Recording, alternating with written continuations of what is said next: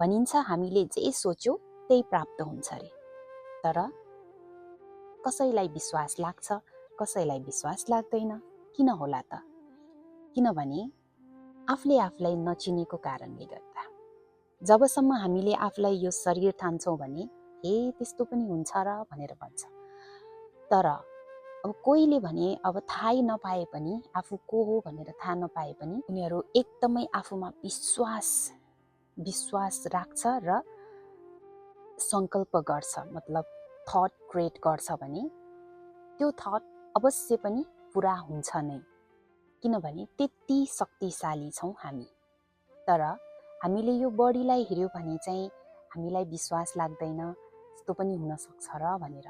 तर कोरमा हेर्ने हो भने हामी बडी होइन, हामी आत्मा हो र आत्मा कति पावरफुल हुन्छ भन्ने कुरा त थाहा छँदैछ होला। जस्तो परमात्मामा शक्ति छ त्यस्तै हामीमा शक्ति छ। परमात्मा यो सृष्टिको क्रिएटर हुनुहुन्छ भने आत्माहरूलाई पनि को क्रिएटर भन्छ। को क्रिएटर, जसले हामी हाम्रो सृष्टिको रचना हामी आफै नै गर्न सक्छौँ।